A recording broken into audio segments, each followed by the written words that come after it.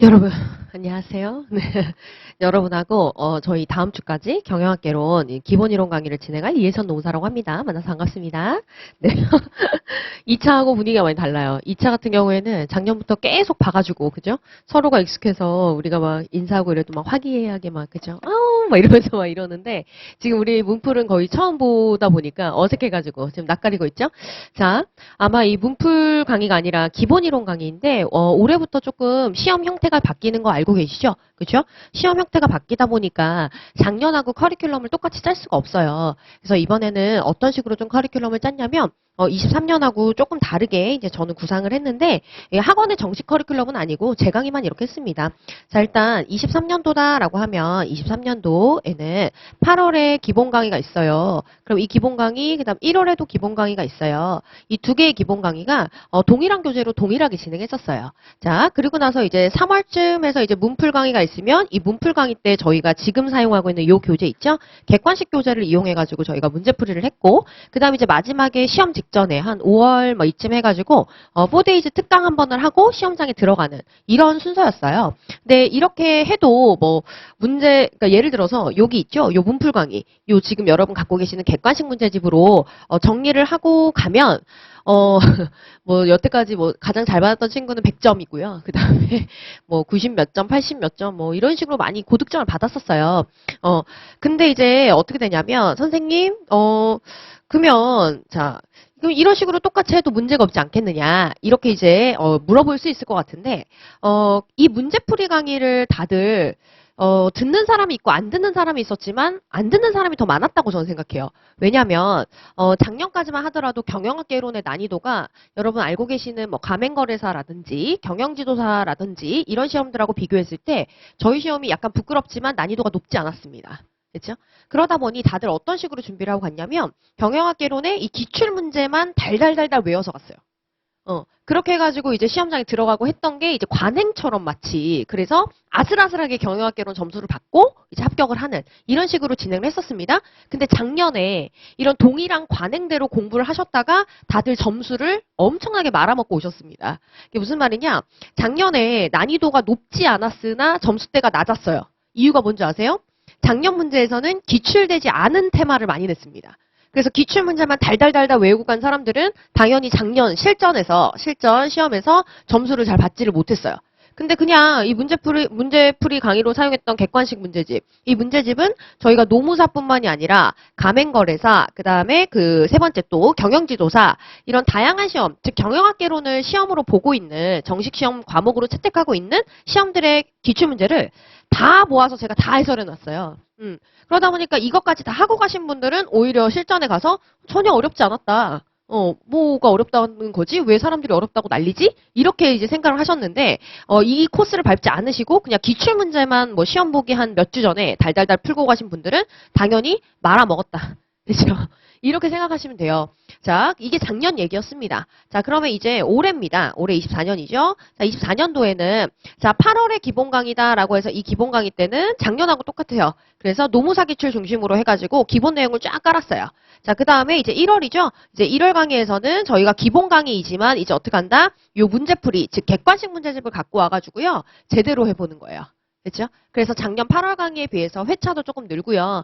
그 다음에 교재의 두께도 매우 두꺼워졌습니다. 그래서 이거 가지고 저희가 노무사 기출뿐만이 아니라 더 많은 시험의 기출문제를 풀어서 40문제가 나온다라고 했을 때도 최대한 우리가 많이 맞출 수 있도록 대비를 할 거예요. 이게 많이 물어보시죠? 선생님 40문제가 나오면 경영학개론에 난이도가 올라갈까요? 이런 거 많이 물어보시는데 난이도가 올라간다라고 해서 CPA급으로 나올까? 회계사급.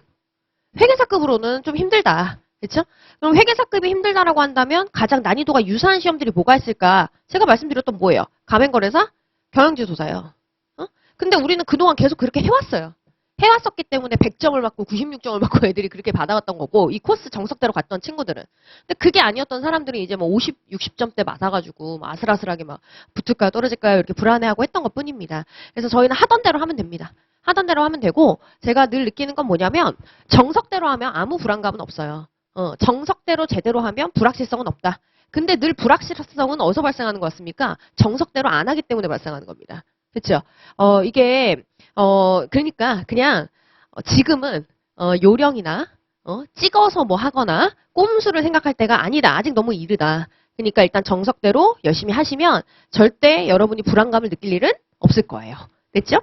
자, 이렇게 해서 1월 기본 강의가 다 끝나고 나면요. 이제 3월에 문제풀이 강의가 있잖아요. 그럼 3월 문풀 강의는 뭘 하나요? 이제 많이 물어보실 건데 이때 문제풀이 강의에서는 이제 어떻게 하느냐면 제가 좀 바꿨어요.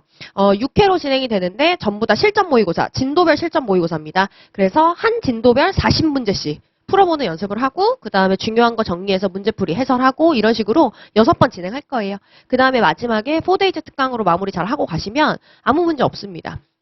경영학개론이 되게 난이도가 낮다라고 생각을 해서 대강 준비를 하고 그동안 들어갔었는데 작년에 좀 많이들 그래서 경영학개론 점수로 P를 많이 봤어요.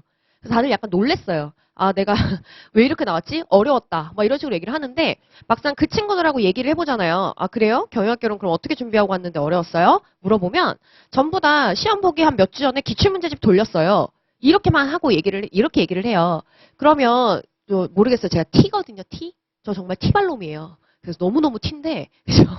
정말 T100 이거거든요.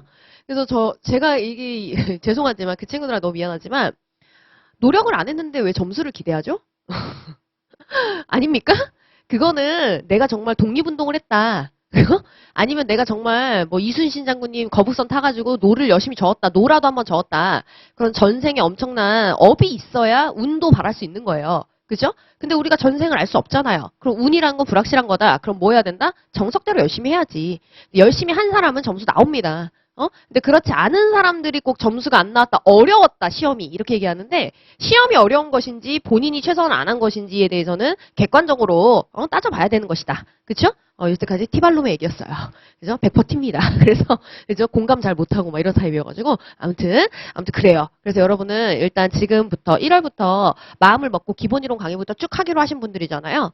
아마 그러다 보면 2차, 동차 준비하고 계시나요? 동차 준비하고 계신 분. 나한테 빨리 알려줘야 돼. 동차 준비하고 계신 분.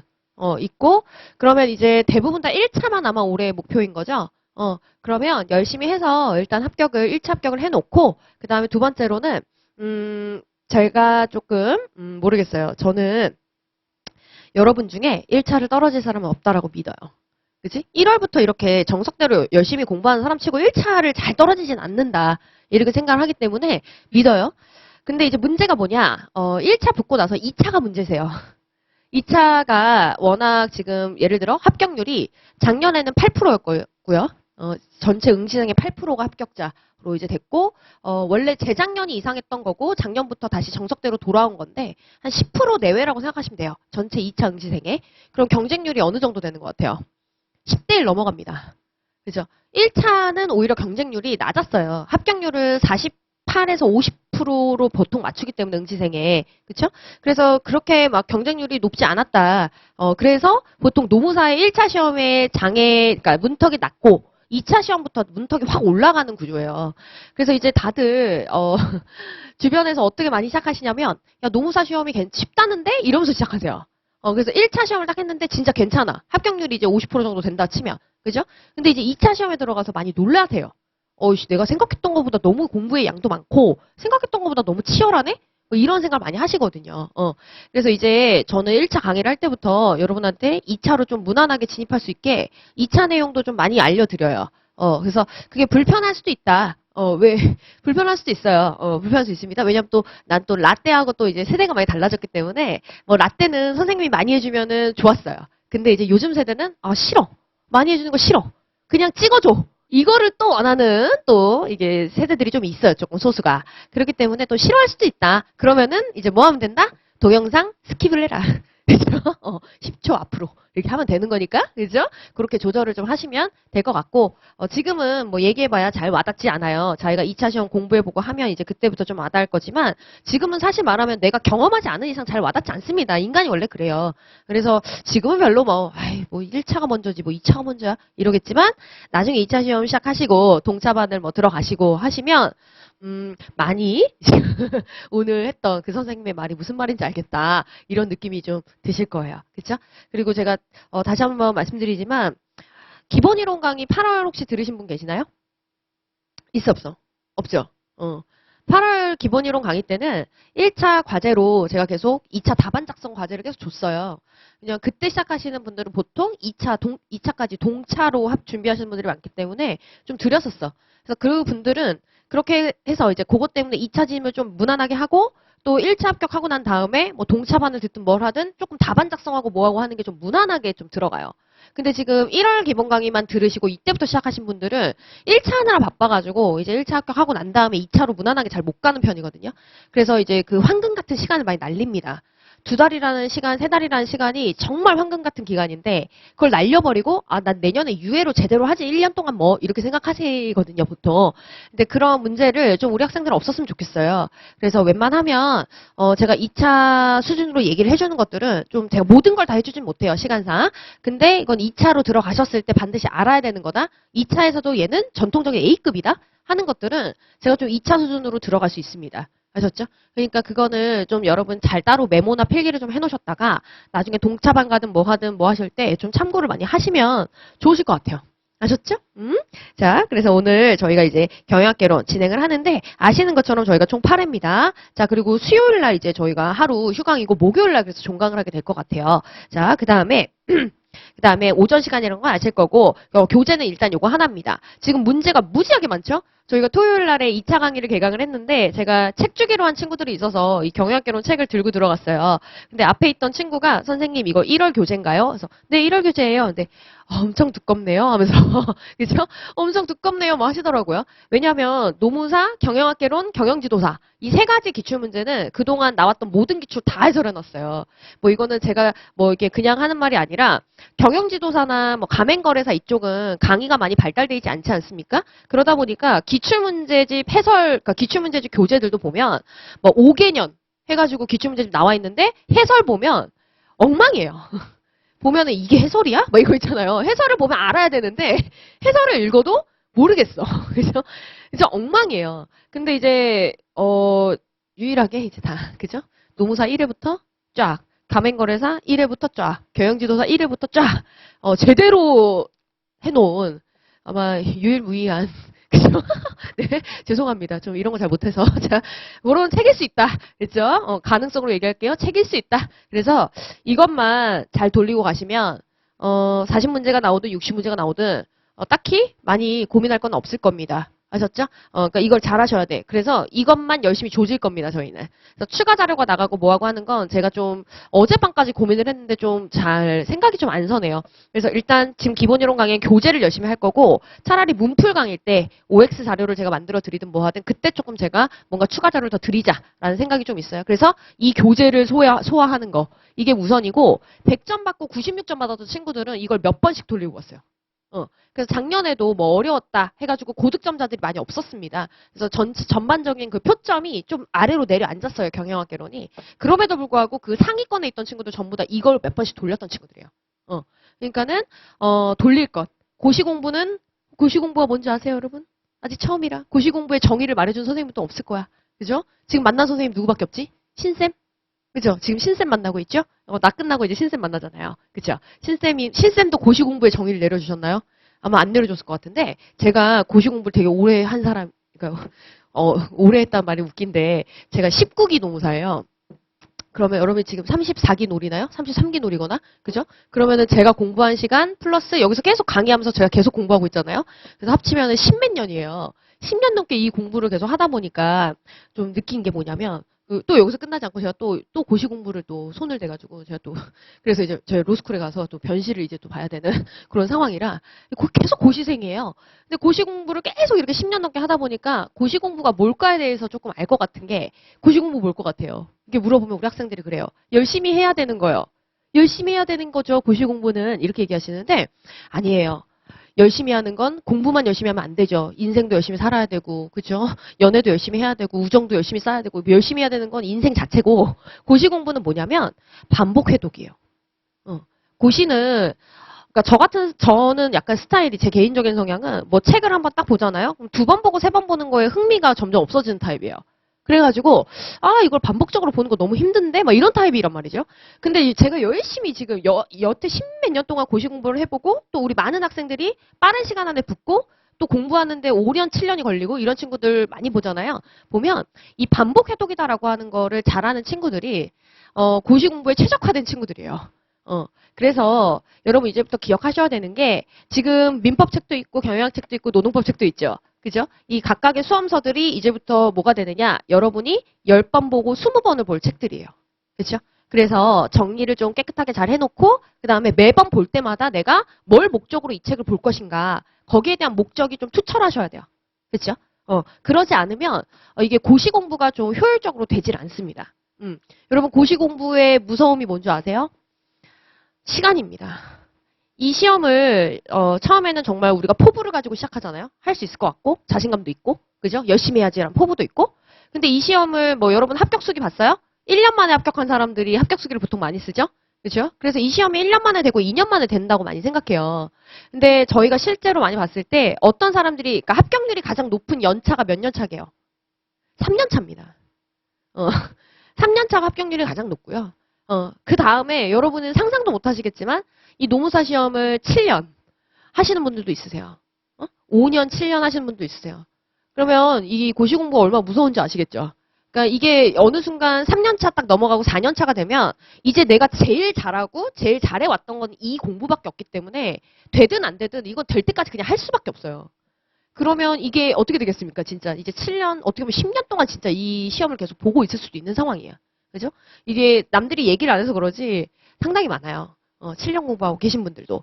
근데 이제 그런 뭐라 해야 될까? 내가 목표한 시간 안에 빨리 끝내시려면 목표를 확실히 가져야 돼. 책을 볼 때 내가 1회독을 할 때 뭘 목표로 볼 거냐? 2회독을 할 때는 뭘 목표로 볼 거냐? 이걸 좀 정확하게 설정을 좀 하셔야 될 겁니다. 그렇죠? 그래서 저랑 같이 수업 시간에 이제 교재를 공부를 하겠죠? 자, 그럼 수업 시간에는 수업 시간에 저희가 공부를 해요. 그럼 수업 시간에 일단 제가 강의로 설명을 해드릴 거예요. 열심히 설명을 해드리는데 이때는 바로 문제만 풀 수가 없어요. 그냥 드립다 문제만 풀면 이게 내용이 없는 상태에서 문제만 그냥 푸는 거는 이거 나중에 응용 문제 나왔을 때 대처를 못 하십니다.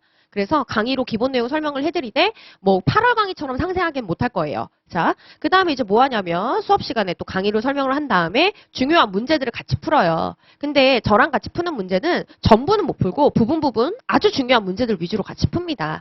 그럼 이제 수업 시간이 이렇게 끝나고 나면 여러분 이제 복습하셔야 되죠? 복습 열심히 하셔야 됩니다. 지금 그리고 또 민법까지 같이 돌리시면 저녁 시간이 좀 타이트할 수 있어요. 두 과목에 복습을 해야 되는 거니까요. 그럼 복습을 할 때는 어떻게 해야 될까? 어떻게 뭐 나름의 다 방법들이 있으실 거지만 자 일단 첫 번째로 하셔야 되는 거는 일단 강의 시간에 설명했던 부분들 있죠? 이런 부분들을 다시 한번 뭐 한다?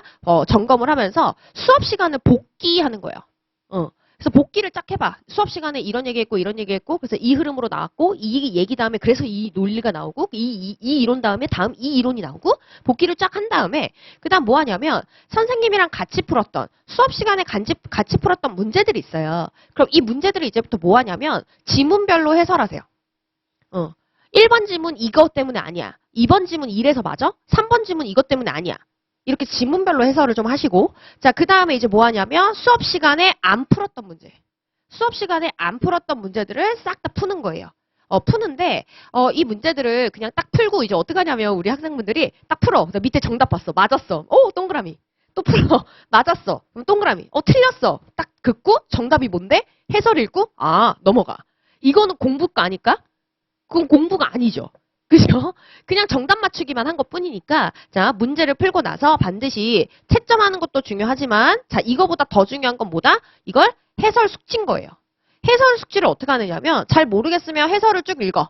해설을 쭉 읽은 다음에 그 다음에 뭐 한다? 지문별로 여러분 다시 분석하셔야 돼요. 그래서 1번 지문은 이것 때문에 맞구나. 2번 지문은 이것 때문에 아니구나. 3번 지문은 이것 때문에 아닌 거구나. 쫙쫙쫙 뭐 한다? 맞는 부분, 틀린 부분 체크하시는 거예요. 그렇죠? 이게 자연스럽게 이제 뭐가 되냐면 요걸 하시면 자연스럽게 OX 공부하시는 거예요. 그래서 이 지문에는 이것 때문에 틀린 거구나. 이 표현이 들어가면 안 되는 거구나. 이렇게요. 이게 이제 공부인 거지 문제 풀고 동그라미 틀린 거 동그라미 틀린 거 이거만 체크하고 오는 거는 공부가 아니다. 알겠죠? 이렇게 해가지고 한번 싹 해오시면 될 것 같아요. 그래서 웬만하면 수업 시간에 최대한 많은 문제들 풀면서 그동안 이렇게 문제가 나왔다. 그래서 아마 올해는 이런 식으로 우리 문제 나올 거다. 이렇게까지 다 말씀을 드리니까 그런 부분들을 좀 잘 체크를 해놓으시고 가시면 좋을 것 같습니다. 그러면 여러분 책 정리하실 때 수업 시간에 풀어주는 요 부분과 그죠? 그다음 복습을 할 때 그죠? 복습을 할 때 내가 풀어야 되는 요 부분. 이게 좀 구분이 되면 좋겠죠. 그래서 이걸 좀 구분할 수 있도록 수업 시간에 뭐 체크하거나 해설하는 문제들은 뭐 예를 들어 연필 말고 좀 얇은 펜 있죠. 그런 펜으로 밑줄 치고 뭐 이런 작업을 좀 내가 확확 한눈에 구분할 수 있게. 이건 수업 시간에 한 거. 이건 나 혼자 푸는 거. 이런 식으로. 좀 구분할 수 있게 뭔가 뭐 펜이나 이런 것들을 좀 다르게 사용한다든지 하는 게 좀 필요할 수 있을 것 같아요. 왜냐하면 보통 수업 시간에 하는 것들은 이제 기출이 될 만한 것들, 중요한 문제들 위주로 많이 해주니까 나중에 여러분이 최종 정리할 때는 아마 요거 중심으로 막 풀어보게 될 거란 말이죠. 아셨죠? 그러니까는 별도의 뭔가 펜으로 이용하시면, 펜 같은 거 이용하시면 좋아요. 그렇죠? 아직 고시생 아니기 때문에, 그죠? 고시생들끼리 서로를 알아보는 방법이 있는데, 알아요? 모르시죠? 자예요. 고시용 자 아세요? 말랑말랑한 거? 그쵸? 그거는 고시생들만 쓰는 자거든요? 그래서 저도 늘 그 자만 써가지고 필통에 늘 그 자만 있는데 제가 한번 아주 옛날에 제가 유학 준비를 해가지고 유학 가려고. 근데 기범쌤이랑 신정훈쌤이 나 못 가게 잡아놨어, 여기. 그래가지고 내가 지금 여기 이러고 있어. 십몇 년째. 아무튼. 그래가지고 제가 유학 준비하느라고 급하게 이제 막 시험을 쳐야 되는데 그때 하나 토플 시험을 빨리 한 달 안에 쳐가지고 점수를 제출해야 됐어요. 그래서 이제 강남에 되게 비싼 토플 수업이 있더라고.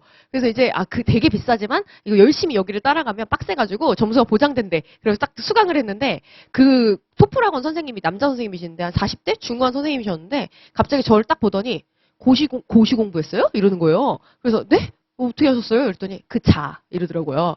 그러니까 그분이 되게 유명한 영어 선생님인데 여기 서울대 법대 여러분 아마 모를 거야. 민법 되게 유명한 교수님 이제 돌아가시고 안 계신 분이지만 그분 책을 번역을 하느라 서울대 왔다 갔다 하느라 이 고시촌에 많이 왔대요. 고시생들이 다 그 자를 들고 있더래. 그래서 저자는 고시생 자구나 그때 알았대요. 그러면서 근데 그 자를 왜 쓰는 겁니까? 하면서 물어보는 거예요. 왜 쓰게요? 고시생들은 책이 두껍죠. 그래서 자가 잘 구부러져야 되고 그리고 왜 근데 자가 필요하냐? 고시생들은 밑줄이 생명이에요. 왜 밑줄이 생명일 걸까? 그죠? 그것도 웃기지 않아요? 그냥 막 보면 막 색칠놀이 하고 있고 막 이런 친구들 많은데 형광펜으로 그러면 안 되고 엄청나게 텍스트가 빡빡하게 있죠 우리는. 근데 우리는 시험 전날에 뭘 해야 될까? 시험 전날 1회독을 해야 돼요. 제가 그냥 농담으로 하는 말이지만 여러분 노력하는 사람은 맞아요. 천재를 못 따라갈 수 있어요. 근데 천재도 못 따라가는 사람이 한 명 있어요. 고시촌에. 누군지 아세요? 방금 본 놈이에요. 방금 본 놈은 아무도 못 따라가요. 그럼 방금 본 놈이 돼야 되는데 방금 본 놈은 어떻게 해야 되게? 시험 직전에 1회독이 되는 사람이에요. 그럼 시험 직전에 1회독이 되려면 이렇게 미친 듯이 많은 텍스트가 있죠? 그럼 이제 뭐 해야 되느냐?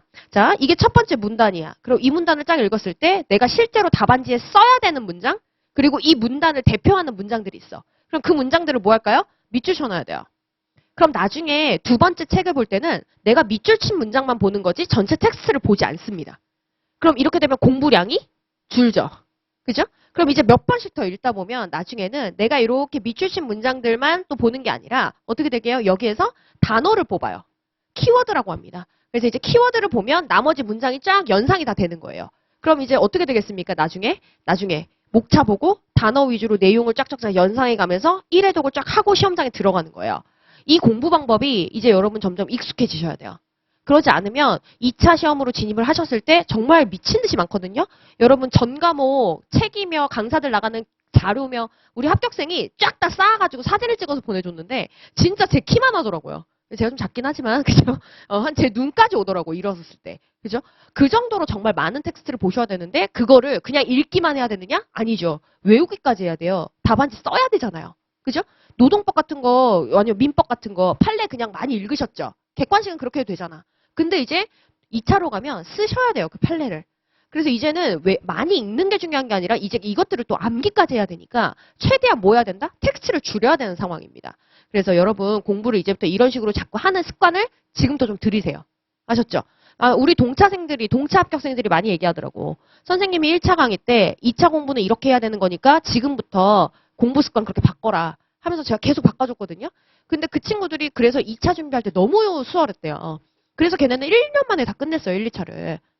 그러니까 공부 습관 좀 바꾸셔야 됩니다. 특히 우리 대학생들. 중간고사, 기말고사 준비 어떡합니까? 막 요만큼 보잖아. 중간고사, 기말고사. 그죠? 요만큼 보잖아. 요만큼. 지금은 많은 것 같죠? 고시 공부하고 복학해봐. 그러면 와, 씨, 요거밖에 안 봐? 뭐 이러면서 중간고사, 기말고사 껌입니다.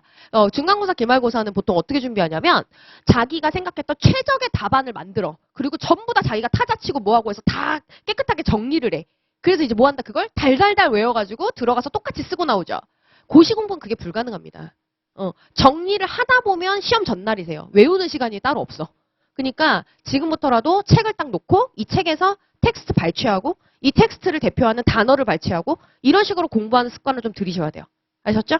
그래서 무슨 작업? 밑줄 작업 매우 매우 중요하고 그래서 여러분도 경영학개론 책 보실 때 그 노란색 형광펜으로 막 처음부터 끝까지 다 밑줄치면 안 돼. 그럼 나중에 내가 시험 전날에 이 책으로 1회독을 빨리 하고자 할 때 중요한 게 안 보여요. 봐야 될 것들이 딱딱 안 보여요. 아셨죠? 방금 본 놈이 될 수가 없어. 그러니까 여러분 반드시 밑줄 작업을 조금 신경 써서 하시기 바랍니다. 그래서 밑줄은 뭐 여기까지 얘기하나 싶고 내가 전 선생님 문방구 하나 이런 느낌이 들 수 있는데 전 문방구와 전혀 관련이 없는 사람이고 자 말씀 좀 드리면 저 같은 경우에는 조금 수업 시간에 밑줄 쳐준 건 선생님들이 진짜 중요하다고 해주는 핵심 문장 알려주는 거잖아요. 그래서 수업 시간 밑줄은 예를 들어 저는 막 미리로 좀 차이를 많이 두거든요. 0.8mm짜리 요즘 고시촌의 문방구들은 볼펜 좋은 거 진짜 많이 있어요. 다양하게. 이게 밑줄을 계속 쳐도 똥이 안 생겨. 볼펜 똥이. 그죠? 그래서 0.38mm짜리로 선생님이 얘기하는 건 딱딱 수업 시간에 이걸로 딱딱 체크를 좀 해놓고 그다음 혼자 공부할 때는 웬만하면 연필 쓰세요. 연필로 밑줄 치세요. 왜냐하면 아직 본인이 핵심 문장이 뭐고 키워드가 뭔지 몰라. 그렇게 하다 보면 막 형광펜으로 막 밑줄 치다 보면 다 치고 있다고. 그러니까는 연필로 조금 이렇게 웬만큼 치고 몇 번 돌리다 보면 이게 중요하네 라는 감이 와. 그럼 그때는 뭐 하는 거다? 뭔가 색펜으로 체크를 따로따로 해나가시면 되는 겁니다. 아셨죠? 조금 이런 식으로 책 정리했으면 좋겠어요. 됐죠? 첫날에만 좀 잔소리 있어요, 여러분. 죄송해요. 응? 잔소리 안 해야 되는데, 아무튼 그래. 자, 그래서 우리는 이렇게 정리를 할 거다. 그래서 우리 기억할 것, 공인노무사 기출뿐만이 아니라 가맹, 경영지도사 전부 다 망라해서 푸는 이 교재는 무슨 교재다? 문제은행식 교재예요. 알겠죠? 문제은행식이기 때문에 봐봐 여기 모든 기출문제 문제은행식으로 모아놓았다. 그래서 반복적인 문제풀이 훈련을 위해 유사한 문제들도 생략 안 하고 그대로 다 놨으니까 계속 이거 돌리면서 연습하면 돼요. 알겠죠? 이 안에서 벗어난 적 거의 없어요. 그래가지고 뭐 선생님 포데이즈 특강 이런 거 들어봤나요? 인터넷으로 막 강사 같은 거 알아보고 학원 알아볼 때 안 봤어요? 우리 학원 포데이즈 특강이 엄청 유명한 특강이에요. 포데이즈 이름도 잘 졌어. 그죠? 하루에 한 과목씩 특강으로 끝내는 거예요. 그래가지고 이제 그걸 할 때 또 적중률이 너무 높아가지고 너무 부담돼. 그죠? 내가 늘 얘기해. 기대하지 말아라 올해. 막 이렇게 막 얘기하는데 많이 물어봐요. 그래서 합격생들이 선생님 와 자기 문제 푸는데 소름 돋았대. 예를 들어서 작년에 제가 포데이즈 특강 할 때 피들러라는 학자가 있어. 올해 피들러 나옵니다. 한 번도 피들러 제대로 낸 적 없습니다. 하면서 막 했는데 우리 학생들이 딱 문제 풀었는데 피들러 딱 보자마자 와 선생님이 헷갈릴 것 같다라는 그 부분 진짜 다 나왔네. 하면서 너무 소름이 돋아서 풀었다는 거야. 게다가 또 선생님 목소리 갑자기 들렸대. 걔는 진짜 열심히 들은 애야, 그럼. 그죠? 그래서, 와, 이거 대박인데? 막 그랬다는 거예요. 근데 그리고 나서 애들이 와서 물어봐요. 선생님, 어떻게 맞췄어요? 너무 많이 물어봐. 뭐 내가 그럼 막 방울을 흔들고, 그치? 쌀을 막 치면서 어디 보자, 막 이런 거 아니잖아. 그죠? 이거예요. 여기를 계속 분석을 해보다 보면, 우리 시험은 이게 아직 안 나왔는데, 가맹거래소나 지금 여기에서 이걸 건들고 있네? 아, 그럼 여기 곧 나오겠구나, 우리도. 이런 식으로 다 예상을 해주는 거란 말이지. 그러니까는 여러분도 이것만 잘 돌리면 돼요. 알겠죠? 자, 됐어요. 됐고. 그리고 여기 동차생들이 좀 있죠? 우리 동차생들은 지금 선택 과목이 뭔지 내가 잘 모르겠는데, 혹시 경조는 아니죠? 경조야? 경조야? 경조. 경조 아닌 사람. 좋았어. 그죠? 좋았어. 자, 그러다 보니까, 자, 아마 2차 동차 공부하시는 분들은 여기가 지금 2차 기본이론 강의로 좀 많이 깔려 있어서 만약 시간이 부족하다. 나 지금 2차 준비하느라 선생님 너무 시간이 안 돼요. 수업을 다 들을 수가 없어요. 라고 하면 이 부분은 혼자라도 문제 푸셔야 돼요. 알겠죠? 혼자 객관식 문제 좀 돌리시는 거고 다만 이제 2차 준비를 할 때 안 겹치는 부분들이 이제 한 요 정도 돼요. 자, 절반 정도 되는데 이 부분이 이제 안 겹쳐서 이 부분을 먼저 빼는 이유는 이 동차생들 때문. 그렇죠? 동사생들은 여기까지 쫙 다 들어보고 뒷부분 여기는 내가 GS 연기 통해서 들은 내용 토대로 혼자 객관식 문제를 풀어도 되겠다 하시면 이 뒤 시간은 뭐 복동으로 돌리든 뭐하든 해서 시간을 좀 아끼고 본인 지금 아마 1기 수강하실 거 아니에요? 1기 수강하는 거에 좀 더 노력을 하셔도 될 것 같습니다. 아셨죠? 자, 자, 그렇게 보시면 돼요. 자, 그래서 오늘은 생산운영관리부터 들어가야 되는데 제가 어젯밤까지 열심히 고민을 해본 결과 와 이거 경영학개론 뭔지 모르는 상태에서 생산운영관리 들어가 버리면 조금 힘들 것 같다. 이 생각이 들어서 오늘 1장부터 시작해가지고 경영학개론으로 좀 들어가는 식으로 조금 진도는 좀 바꿔볼게요. 됐죠? 자, 이렇게 보시면 돼요. 자, 그럼 이제 가볼까요? 수업을 한번 해볼까요? 자, 봅시다. 아마 내일 아니면 며칠 뒤부터 전자칠판으로 바뀔 것 같아요.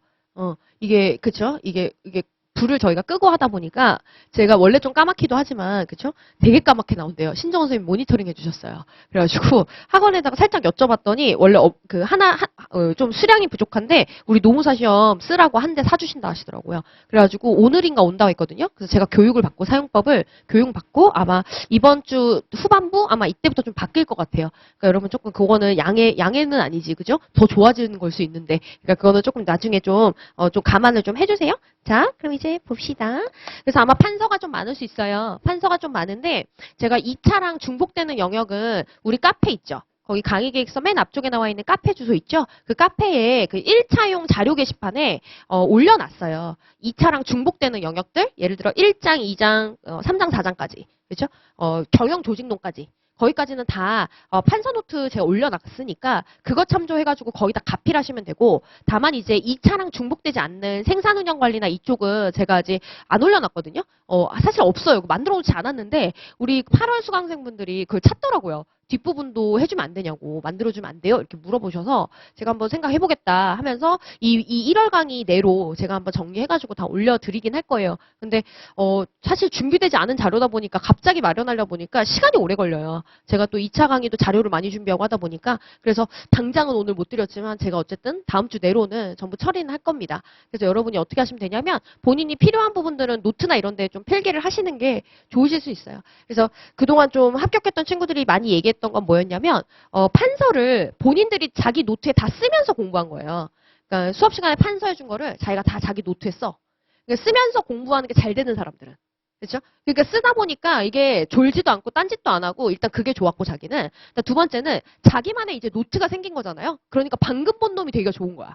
그래서 막 시험 당일날에 아침에 그 노트로 빨리 한 바퀴를 돌리는데 굉장히 속도가 잘 붙더래요. 자기가 정리한 거니까 빨리 보이는 거지. 그렇죠? 그런 또 장점이 있다고 합니다. 근데 선생님 저는 멀티가 안 돼요. 저는 쓰면서 잘 못 들어요. 그러면 어쩔 수 없어. 그러면 그냥 열심히 들으시고 필기는 좀 안 하셔야죠. 그래서 본인의 스타일에 따라서 웬만하면 필기가 도움이 되시는 분들은 노트에 따로 필기를 하시고 나는 필기 못해요. 선생님 그거 하면 저 못 들어요. 이러시면 어쩔 수 없이 뭐 필기는 좀 생략하시고 열심히 들어주시면 되고 됐죠? 거기에 맞춰서 여러분이 잘 정리하면 좋을 것 같아요. 아셨죠? 자, 그럼 이제 해봅시다. 자, 우리 이제 경영학 서론부터 한번 얘기해 볼게요.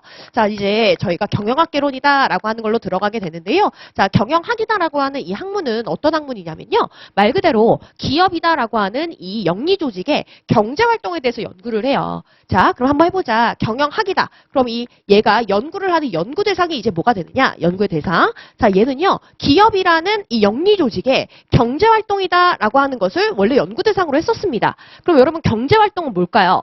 돈 버는 거예요. 그렇죠? 근데 그렇게 말하면 안 되잖아. 학문인데. 그래서 우리가 이야기하는 게 뭐냐면 어떤 가치가 있는 자재를 갖고 와서 더 나은 가치가 있는 자원으로 다시 만들어내는 과정이다. 이렇게 써 있어요. 너무 멋있게 써 있지 않아요? 근데 뭔 말인지 모르겠죠. 그래서 제가 좀 예시로 늘 말씀드리는 게 뭐냐면 예를 들어 이겁니다. 자, 제가 옷감이다라고 하는 거를 이제 5,000원에 떼오는 거예요. 5,000원에 옷감을 떼와서 이걸 열심히 뭐 한다? 변환시켜요. 옷으로요. 옷으로 만들어서요. 시장에다가 이 옷이다라고 하는 걸 1만 원으로 갖다 팔았어. 만 원에. 그럼 지금 나 얼마 남겨 먹었어요? 5,000원 남겨 먹었죠? 그렇죠? 어때요? 이 가치가 있는 어떤 자원을 더 나은 가치가 있는 특정 자원으로 변환시키는 이 활동을 기업의 경제활동이라고 하는 거예요. 그래서 이 플러스 5,000원 벌었네? 그럼 이 5,000원 가지고 이제 뭐 할까요? 또 옷감 떼어가지고 또 돈 버는 거예요. 이게 이제 경제활동이다라고 얘기를 합니다. 그럼 여러분 경영학에서는 경제활동이다라고 하는 게 되게 중요한 연구 대상이죠. 그럼 생각해봐. 아, 영리기업에서는 이런 경제활동을 통해서 계속 돈을 벌어먹고 있는 거군. 그러면 이 활동이 끊임없이 계속 연속적으로 이루어져야 어떻게 되겠어? 나 계속 잘 먹고 잘 사는 거 아닙니까? 그렇죠? 그래서 이제부터 뭘 연구하기 시작하느냐? 야, 이 경제활동이 원활하게 잘 돌아갈 수 있도록 하는 직간접적 활동 모두를 우리의 연구 대상으로 삼자. 이게 바로 경영학이에요.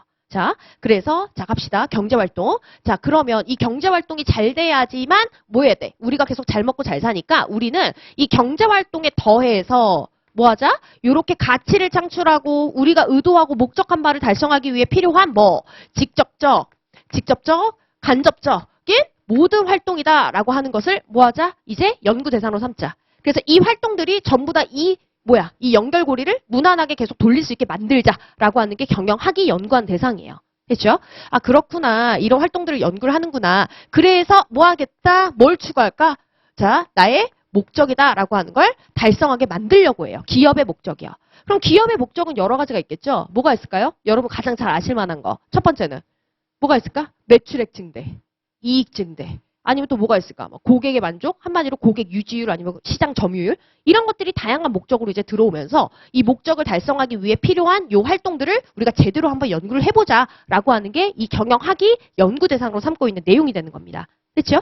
자, 그러면 이런 상태에서 이제 하나씩 내용을 좀 보려고 해요. 그렇군. 이런 게 이제 경영학의 연구 대상이군. 그러면 일단 첫 번째로 우리 이거부터 한번 얘기해 보려고요. 목적이요.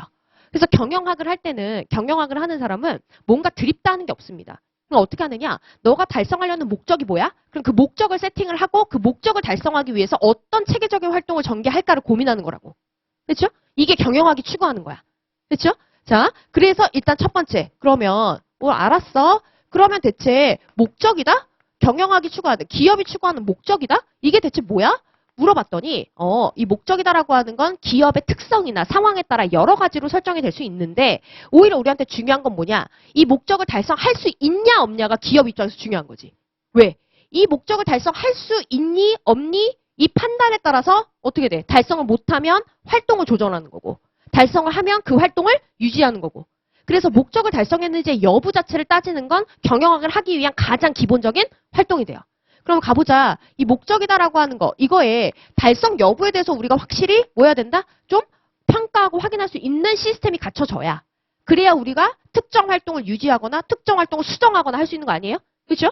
그래서 첫 번째, 이 목적 달성 여부에 대한 컨셉을 먼저 논의합니다. 이걸 우리가 뭐라고 하느냐? 효과성이라고 얘기를 해요. 그래서 효과적인 기업이다. 이제는 경영학 책을 보실 때 좀 유념해서 보셔야 됩니다. 경영학은 어떤 친구들은 어렵다고 생각하고 어떤 친구들은 이게 뭐 학문이야? 이렇게 생각하고 이러거든요. 그 차이가 어디서 오시는지 아시나요? 제가 봤을 때 저도 이제 원래 법학과였는데 경영학을 복전을 이제 들어갔어요. 근데 처음에 너무 멘붕인 거예요. 뭐지 이거? 하면서 너무 멘붕이었던 게 뭐냐면 법학은 쓰는 용어 자체가 너무 특이하지 않습니까? 채권자, 채무자부터 시작해가지고 그렇잖아. 아니 그렇지 않아요? 뭐 예를 들어서 또 뭐가 있냐? 채권자 지체. 이런 말을 우리가 평소에 쓰지 않잖아요. 그러다 보니까 이게 따로 학문적으로 배울 때 막 머릿속에 팍팍 각인이 돼. 와씨 이런 말을 쓰는구나. 이 단어가 너무 어려운데? 이렇게 뭔가 각성된 상태, 긴장된 상태에서 그 단어들을 받아들이니까 막 되게 각인이 잘 돼요. 근데 경영학은 어떻게 써 있냐면 효과적인 기업이 된다. 이게 너무 평소에 쓰는 말 아닙니까? 그러다 보니까 이게 되게 중요한 말인지 아닌지를 학문적으로 접근한 적이 없는 친구들은 몰라요. 그러니까 그냥 쓱 읽고 넘어가는 거야. 그치. 그런 거지. 넘어가고 나면 이제 수업용으로 시험을 볼 때는 하나도 못 써요. 답안지에. 그런 문제가 생겨. 그리고 이제부터 여러분 이거 배웠죠? 그러면 만약에 경영학 책에 그렇게 써 있어. 자, 이렇게 하는 기업이 효과적이다. 그럼 그게 무슨 말이야? 이런 기업은 그의 목적을 달성하는 기업이다라는 뜻이야. 그렇죠? 그러면 이 효과성이다라고 하는 게 보장이 되면 그 다음부터 논의하는 게 뭔지 아세요? 너 이거 어떻게 달성했어? 라고 하는 효율성의 논의로 가는 거야. 그럼 효율성은 뭐가 되는 겁니까? 목적을 달성한 기업들만 논의할 수 있는 거고 그럼 두 번째, 이 목적 달성은 너는 얼마큼 노력해서 달성한 거야? 투입 대비 산출의 비율을 보는 거예요. 그렇죠? 그래서 우리가 이 효과성, 효율성이다라고 하는 이 기본 컨셉을 아는 상황에서 이제부터 뭐 한다? 이 우리 활동을 통해 목적을 달성했는지 못했는지를 파악하고 달성을 하면 이 활동을 유지하는 거, 달성을 못하면 이제 뭐 하는 거다? 이 활동을 수정하는 관리로 넘어가는 거예요. 됐죠? 자, 그렇군. 그러면 이제 여기가 이제 원래 기본적인 내용이었는데 자, 점점 이제 어떻게 되느냐면 이 기업이 추구하는 목적이다라고 하는 것이 점점 확장되기 시작합니다. 그래서 제가 좀 편의상 그냥 좀 쓸게요. 목적 자체가 점점 확장되기 시작해요. 옛날에는 그냥 기업의 목적은 돈 버는 거 아니야? 저기처럼. 계속 저런 이익을 창출하는 거 아니야? 그럼 저 이익을 창출했니 못했니? 너의 목표 이익을 창출했니 못했니? 했으면 넌 효과적인 기업. 그래 그 이익을 창출했는데 너 어떻게 노력해서 창출한 거니? 너 효율성이 있는 기업 없는 기업. 이렇게 얘기를 했었는데 이제 점점 저 이익에만 그치지 않고 다양한 목적을 기업들이 추구하기 시작해요. 그 부분에 대해서 설명하는 모델들이 굉장히 많은데 자 하나씩 한번 봅시다. 자 먼저 첫 번째 누가 있냐면 포터라는 학자의 가치 사슬 모형이라는 게 있습니다. 자 가치 사슬 모형 이건 포터라는 학자인데 자 포터 같은 경우에는 우리가 얘기한 저 얘기를 했던 학자예요. 자 뭐라고 얘기하냐면 그래 내가 생각하기에는 기업이 저런 활동들이다라고 하는 걸 하나씩 덧붙일 때마다 가치가 계속 늘어나야 된다고 난 생각해. 그러면서 뭐라고 하느냐. 자, 위에 좀 비워놓고. 자, 아주 기본적으로, 자, 기업이 원자재를 구매해가지고 이걸 뭐 한다? 이제 이걸 생산 라인에 들여 넣어요. 그지? 이걸 물류라고 할게요. 이걸 하고 이거를 유입시켜. 생산 라인에. 그럼 이거 가지고 뭐 한다? 열심히 생산이다라고 하는 걸 하죠? 변환 과정을 거쳐. 그럼 이렇게 해서 이제 뭐가 나왔어? 옷 같은 게 나왔죠? 그럼 저 옷 같은 걸 이제 뭐 한다? 물류를 통해서 쭉쭉쭉 도소매 업체에 전달을 하고 그 다음에 이제 뭐 할까 이걸 열심히 판매다라고 하는 게 이제 오늘날 마케팅이라고 생각하시면 되는데 마케팅을 통해서 열심히 소비자한테 전달하는 거지. 근데 요즘엔 소비자한테 그냥 전달합니까? 뭐 배송 서비스를 해준다든지 뭐 예를 들어서 AS를 해준다든지 애프터 서비스까지 빵빵하게 해준단 말이야. 그럼 이 활동들을 통해서 지금 뭐예요? 자 구매했지. 아까 옷 얼마에 구매해서 가져왔어? 5,000원에 구매해서 가져왔죠? 그래서 이거 생산해가지고 지금 뭐 했어? 10,000원짜리 옷으로 만들었어? 그래서 이거 도소매 업체한테 넘겨? 그럼 도소매 업체는 거기에 더 뭘 붙이잖아, 가격을. 그쵸? 붙여? 그래서 팔고 AS까지 쫙 하면 어때요? 활동이 하나씩 더해질 때마다 가치가 점점점 올라가요. 그치? 그럼 이 점점점 가치를 올려서 결국 이게 소비자한테 전달이 되고 나면 어떻게 돼야 된다? 나한테 마진이 남아야 된다는 거야, 마진이. 그쵸? 자, 이게 바로 뭐냐? 가치 사슬 모형, 즉, 기업의 활동이 이렇게 하나씩 더해질 때마다 가치가 점점 올라가야 하는 거다. 이게 바로 기업이 추구하는 목적이다. 이렇게 얘기했어. 그럼 여러분 이게 지금 원활하게 돼야 된다 그랬지. 이게 빵빵하게 계속 잘 돌아가야 기업은 계속 가치를 창출하는 거 아니야. 그러기 위해서 필요한 간접적인 활동들이 있다라고 하면서 이 간접적인 활동을 자 위에다가 쫙 써줘. 어떤 활동들이 간접적으로 필요할까요? 구매하고, 그러니까 원자재를 구매해오고, 그쵸? 그럼 그 공급업자랑 계약을 하고 뭐하고, 이런 활동을 하는 것도 필요하고 또 뭐예요? 어떤 물건을 생산할 거냐? 뭐 연구개발, R&D, 그지? 또 생산을 하는 데 있어서 필요한 인적 자원, 그럼 인사관리, 그치? 아니면 또 이렇게, 원자재 사오고 하려면 돈 필요하잖아. 그럼 이제 재무회계, 뭐 이런 것들이 전부 다 이제 뭘로 들어와? 보조해주는, 간접적 활동으로 들어오는 거예요. 그러면서 이 포터라는 학자가 뭐라고 얘기하느냐. 자, 봐봐라. 여기 노란색으로 돼 있는 요 활동은 가치 창출을 직접적으로 하는 활동이지. 그래서 이걸 우리는 뭐라고 표현할 거냐면 본원적 활동이라고 얘기할 거야. 그리고 이 본원적 활동이 잘 굴러가야 계속 가치를, 즉 이익을 창출하죠. 돈을 벌죠. 그래서 이 활동을 도와주는 활동을 우리는 이제 뭐라고 할 거냐면 자, 이걸 지원적 활동이라고 얘기를 할 거야. 지원적 활동이라고 얘기를 할 거야. 이렇게 얘기를 해요.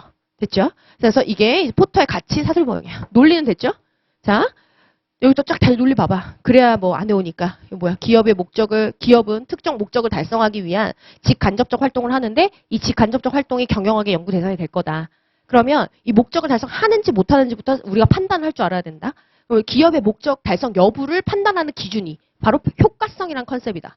그래서 효과성이 있는 기업은 목적을 달성하는 거야. 그럼 이걸 달성하는 기업은 그 다음에 뭘 따져본다고? 그 목적을 얼만큼 노력해서 달성했느냐? 효율성을 따지는 거다. 그렇죠? 근데 점점 이 기업의 목적이 점점 확장되고 있다. 그래서 기업이 대체 뭐를 추구해야 되는지에 대해서 이제 학자별로 여러 가지 모델을 제시하는 거예요. 그 첫 번째 기본 모델이 바로 가치사슬 모형. 기본 모델이니까 어때? 기본 내용하고 별반 다름이 없어. 그렇죠? 그래서 얘는 뭐라고 얘기한다? 점점 기업의 활동이 더해질 때마다 가치가 늘어나야 된다. 라고 얘기하는 거고 기업의 목적은 뭐가 돼야 된다. 그래서 그 가치 창출이 돼야 된다는 거야. 자, 그러면 가치를 창출하는 데 있어서 직접 기여하는 활동들을 본원적 활동. 여기 있는 얘네들이고, 그럼 이 본원적 활동이 제대로 이루어져야지만 가치를 계속 얻는 거죠? 그래서 이 활동을 지원해주는 활동을 우리가 이렇게 지원 활동이라고 얘기를 하는 거다. 됐죠? 자, 문제 제일 많이 나왔어. 체크. 중요해요. 됐죠? 그럼 얘는 이제 그동안 문제가 어떻게 나왔냐면, 다음 중 기업의 본원적 활동에 해당하지 않는 것은? 1번 마케팅, 2번 생산, 3번 뭐, 4번 인사관리 이런 식으로 나왔는데 늘 인사관리가 정답이었다. 그쵸? 그럼 또 나올까? 안 나와요. 그죠? 이제 그 수준이 아니야.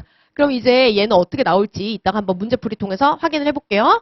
자, 그럼 이제 얘가 이제 기본적으로 우리 문제에서 나오는 모델이고, 그럼 두 번째. 그럼 이제 아니야. 기업은 가치만 추구하면 안 돼. 기업은 이제 뭐도 해야 된다? 기업은 이제 사회적 책임도 져야지. 기업 활동의 목적은 사회적 책임이다라고 하는 게 돼야 되는 거야. 라고 하는 또 모델이 나와요. 됐죠? 그럼 이 사회적 책임이다라고 하는 게 총 4가지 내용이에요. 자, 어떤 내용이 있냐면, 자, 첫 번째, 일단 기업의 사회적 책임 중에 가장 기본적인 책임은 경제적 책임입니다. 자, 이게 무슨 말일까? 경제적 책임이라는 건. 기업아, 너는 우리 사회에서, 자, 고객들한테, 소비자들한테, 소비자들이 원하는 효용을 충족시켜주기 위해 새로운 제품이나 서비스를 네가 계속 만드는 존재야. 그러니까 너는 유지 자체를 하는 게 의무야. 너가 없어지면 그 제품이나 서비스가 없어지지 않니? 이거야. 그렇죠? 그리고 두 번째 뭘까? 그리고 너 계속 일자리 창출해줘야지. 너가 돈을 많이 벌어서 일자리를 창출해줘야지만 그게 사회의 기여야. 그래서 이거 핵심적인 책임이에요. 자, 그 다음 두 번째. 경제적 책임이 있다라고 한다면 그때부터 이제 뭐가 있느냐? 두 번째, 법적 책임. 야, 너 이제 우리 사회의 구성원이니까 우리 사회의 법률 역시 준수해야 돼. 자, 세 번째. 또 뭐가 있을까? 자, 세 번째는 윤리적 책임. 야, 근데 법적 책임을 다했다고 해가지고 너 법률 안에서 자꾸 뭐라고 해야 되나요? 법률 안에서 법률을 준수하지만 뭔가 법에 의도하는 어긋나는 행동들 뭐라고 하나요? 그런 건 해선 안 돼. 그러니까 너 이제 뭐 해야 된다? 윤리적 행동도 해야 돼. 마지막으로 이제 나오는 게 바로 뭐다? 자선적 책임이에요. 그래서 너 이제 우리 사회에 공헌해야지. 지역사회 개발해주고 해야지. 이런 책임을 원하는 겁니다. 그래서 사회적 책임의 내용이 이 4가지예요. 근데 여기서 끝나는 게 아니라 캐롤이라는 학자가 사회적 책임의 4단계다라고 해서 이 순서를 얘기했어요. 그래서 일단 1단계 책임은 바로 뭐다? 이 경제적 책임이다. 그 다음 두 번째는 법적 책임이다. 그 다음 윤리적 책임이다. 그 다음 자선적 책임이다. 이 순서를 얘기하고 있는 게 바로 캐럴이라는 학자의 사회적 책임 4단계 모델입니다. 됐죠? 그래서 이게 경영지도사 테마였어요. 근데 내가 분명히 그랬어요. 나온다 우리 시험. 나올 거다. 근데 나 같으면 제가 약간 좀 그때 약간 좀 뭐라 해야 되나 정말 닭줄 탔던 것 같은데 나 같으면 난 이거 낸다. 왜냐하면 보통 공부 안 하고 상식으로 경영학 문제 푸는 친구들이 사회적 책임? 돈 따지면 안 되지 기업이.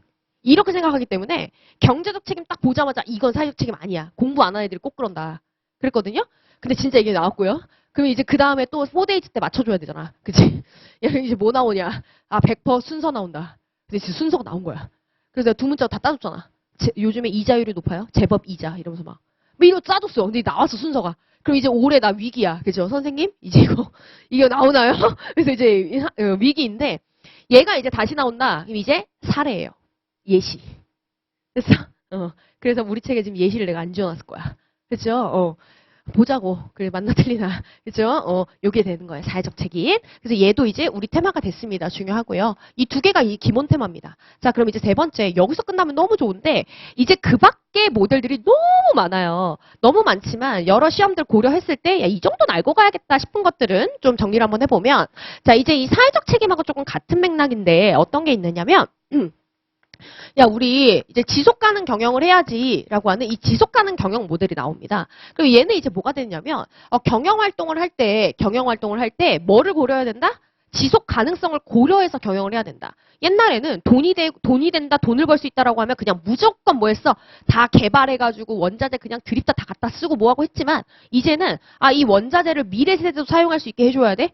더 이상 환경이 오염되면 안 돼. 이 환경이 지속돼야 돼. 이런 식으로 생각을 한다고. 그럼 이제 한번 더 얘기해보자. 우리 2차 시험에서 인사관리 하죠. 인적자원관리. 그 인적자원관리 측면에서는 지속가능 경영이 뭔 것 같아요? 그지? 그지? 그럴 수 있어. 우리 처음 하니까. 그지? 괜찮아요, 여러분. 나 토요일 날 수업했는데 우리 수강생이 질문할 때 너무 무섭대. 그지? 근데 왜 무섭지? 내가 지목하는 것도 아닌데? 그죠? 지목하는 게 무서운 거 아니에요? 대답해보세요. 막 이렇게 하면 이게 무서운 건데, 아무튼 질문할 때 너무 무섭대. 자기가 대답을 못하는 거에 너무 두려움이 있다. 막 이런 얘기 하더라고요. 그래서 질문 안 하려고 하는데, 자, 나도 모르게 습관적으로 나왔어. 자, 인적자원 관리를 할 때 지속 가능 경영이다라고 하는 건 어떤 컨셉이냐면, 딱 인사관리 측면에서 보면, 여러분 코로나 기억나요, 이제? 너무 옛날 얘기 같죠? 코로나 때 어떤 일이 있었습니까? 코로나 걸리면 우리 방역한다고 해가지고 출근 안 하고 했죠. 그렇죠? 그러면 이걸 경영학적 측면으로 얘기를 해보면 우리가 뭐 예를 들어 예시예요. 베트남에서 생산 공장이 있어. 베트남에. 그렇죠? 여기는 어쨌든 인건비가 싸기 때문에 생산 공장들이 많이 가 있잖아요. 여기 생산 공장이 있었어? 근데 이 생산 공장이요. 근로자들이 코로나에 걸려서 여기 어떻게 됐어? 생산 공장이 문을 닫았어. 출근을 못 하는 거야. 그러면 이제 어떻게 될까? 여기서 생산을 해서 우리가 뭐 북미에 수출을 하고 유통을 해 나갔었는데 지금 생산 자체 활동이 단절됐죠. 여기 봐봐. 여기가 단절된 거야. 그럼 이제 뭐가 안 되지? 물류나 유통이 안 돼. 그래서 우리가 굉장히 고생했던 게 뭐였었습니까? 원자재 수급 조정 문제 때문에 굉장히 기업들이 고생 많이 했단 말이죠. 그죠? 요 문제로 가게 되죠. 그래서 이제 봐봐. 사람이 아프면, 더 이상 뭐 한다? 기업의 저런 직간접적인 활동들, 저걸 전반적으로 이제 경영활동이라고 하는데, 경영활동들이 원활하게 연결이 안 되네? 그래서 돈 버는 게 중단되네? 그래서 지속 가능 경영 뭐 하자는 거야? 인사관리 측면에서는 인적자원 보호해야 된다. 이런 식으로 가는 거야. 근데 이걸 전체 경영 측면으로 보면 이제 인적자원뿐만이 아니라 뭐가? 소비자도, 환경도, 원자재도 모든 걸 다 뭐 해야 한다? 보호하면서 지속 가능한 수준을 유지하면서 가야 되는 거다. 이렇게 얘기하는 걸로 가는 거고. 됐죠? 이게 바로 지속 가능 경영이에요. 그래서 제가 하고 싶은 말이 뭐냐면 그럼 지속 가능 경영이 뭐예요? 라고 하면 다들 환경 얘기만 해. 여러분 기업은 바보가 아니에요. 기업은 영리 조직입니다. 지속 가능 경영이다라는 걸 통해서 결국 기본적으로 추구하는 거 뭘 것 같아? 경제적 수익이에요. 이게 돈을 오래오래 벌어먹어야지 지금 당장 돈 벌 거 생각해서 막 근로자들 혹사시키고 그러면 안 된다는 얘기를 하는 거야. 그렇죠? 그래서 얘가 자 지속 가능성의 뭐 트리플 바텀 라인이라고 해서 핵심적인 세 가지 내용이 뭐냐라고 했을 때 이 경제적 수익성이다라고 하는 걸 많이 놓치시는데 이거 빠뜨리시면 안 됩니다. 이거 외에 뭐가 있을까? 환경적 건전성이라든지 사회적 책임을 한다든지 환경 얘기 아니면 이제 사회적 책임 이런 얘기들이 들어오는 거야. 이해돼요? 돈을 오래오래 벌어먹자. 그러려면 어느 정도 지속 가능한 수준으로 모든 기업 경영 활동을 전개해야 된다. 이 얘기를 하는 거라고. 얘 이제 후보고요. 자, 그다음 네 번째. 2차에서는 이미 나왔어요. 지속 가능 경영이. 자, 그다음 네 번째 또 뭐가 있느냐? 아니야. 기업 경영 활동의 목적은 윤리 실현이다. 그러면서 윤리 경영을 얘기하고 있는 사람들도 좀 있습니다. 그럼 윤리 경영은 이제부터 뭐냐면 옛날 경영은 경영 활동의 기준이 뭐였어요? 여기 보는 것처럼 내가 이거 아유 중요한 단어 하나 빼놓고 왔네. 중요한 단어 하나 빼놓고 왔어. 이걸 저희가 경영 활동이라고 해요. 중요한 단어 빼놓고 왔어. 2차 수업에서는 내가 뭐 하나 빼놓으면 다들 토끼 눈으로 날 봐. 그죠? 선생님 이거 빼놓은 것 같은데? 그럼 제가 다시 딱 맞아요. 이렇게 하고 하는데 우리 1차는 그죠? 아직 토끼 눈을 그죠? 토끼 잘 안 쳐다보기도 하고 나를 그죠? 그래서 이제 잘 안 쳐다보고 첫날이라 그래 어색해가지고 낯가려가지고 그죠? 나중 되면 또 이제 한 내일 모레 되잖아요. 그러면은 다 풀린다 또 희한하게 그죠? 그래서 첫 시간이 제일 힘든데 아무튼 그래도 뭐 내일 다 풀릴 거니까 자 경영활동 요거고 자 그러면 가보자. 옛날에 요렇게 경영할 때는 기준이 목표가 뭐였었어요? 돈 버는 거였어. 그쵸? 어떻게 하면 돈 더 많이 남겨 먹을까? 이게 목적이었는데 얘는 뭐라고 얘기하는 거냐? 야, 경영활동의 기준이 돈이 되면 어떡해? 경영활동의 기준은 뭐가 돼야 된다? 윤리가 돼야 돼. 이렇게 얘기하는 거야. 그럼 이제부터 썰대립 시작됩니다. 윤리가 뭔데? 이렇게요. 윤리가 뭐예요? 난 진짜 아직도 모르겠어요. 윤리가 뭔가 내가 너무 열이 받아서 경영학책을 다 찾아봤어. 찾아봤는데 어떤 교수님이 이렇게 써놨더라? 선한 의지래. 아니 그러면 경영활동을 할 때 선을 추구한다고? 그럼 선이 뭔데? 그죠? 저 같아도 이제 답답해요. 아니나 다를까 철학자들 여기서 치열하게 싸웁니다. 그렇죠? 예를 들어 여러분 잘 아는 거 공리주의 접근법. 선한 건 뭐다? 다수의 행복이다. 다수가 행복하면 소수가 희생돼도 그건 선한 거야. 그러니까 여기서 윤리 경영을 할 때 이 공리주의가 기준이 되면 뭐가 되는 거예요? 다수의 효용이나 다수에 만족한다. 다수를 만족시키는 게 경영의 목적이 돼야 되는 거지. 그럼 이거 외에 예를 들어 뭐 정의적 접근. 그럼 정의적 접근이다라고 하면 얘는 뭘 중시할까? 공정성, 절차, 분배 공정성 이런 것들을 강조해.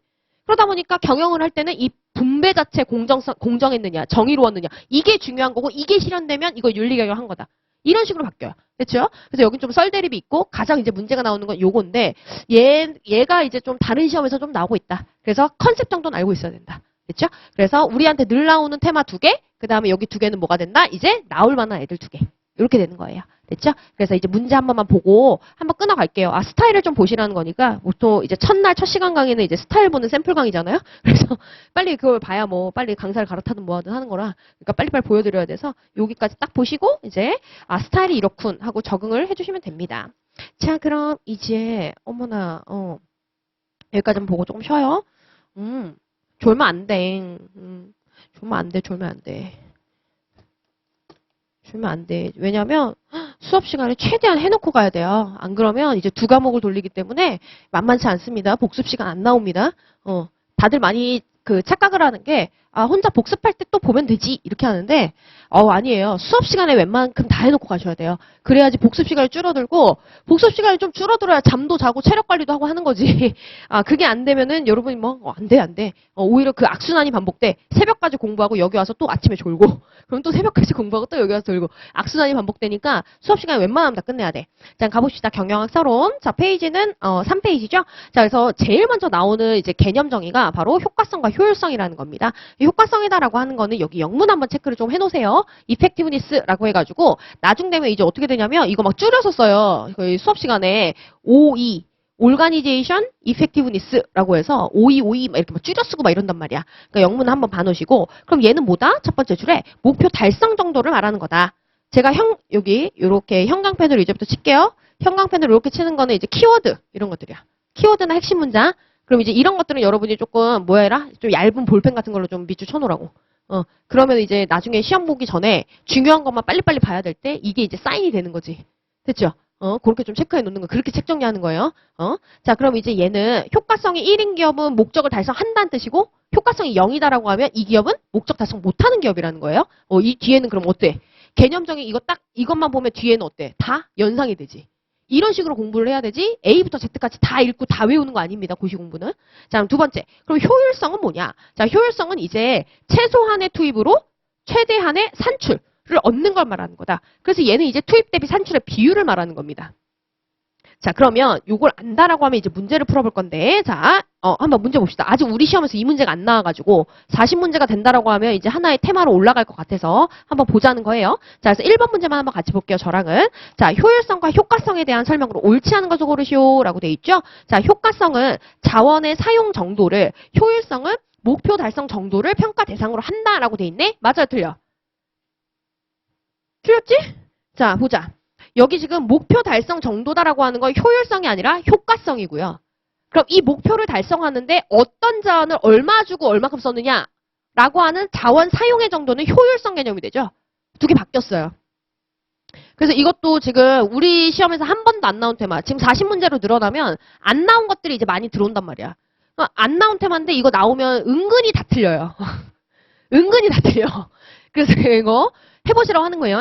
자, 그럼 2번은 공부용으로 봐야겠죠? 자, 효율성이다라고 하는 것은 일을 올바르게 하는 거다. 이게 또 은근히 이 지문 많이 나오더라고. 효율성은 일을 올바르게 하는 것을 말하고 효과성은 옳은 일을 하는 걸 말하는 거다? 무슨 말입니까? 옳은 일을 한다라고 하는 건 내가 뭐 하는 거야? 목적한 바를 한다는 거야. 그럼 올바르게 한다는 건 어떻게 했다? 그 목적한 바를 제대로 했다는 거지. 효율성을 가지고. 이렇게 생각하시면 아마 효율성과 효과성을 대표하는 이 표현이 이해가 되실 것 같아요. 요 2번 질문 좀 많이 나옵니다. 자, 그 다음 3번. 성공적 조직이면 효율성과 효과성이 모두 높아야 됩니다.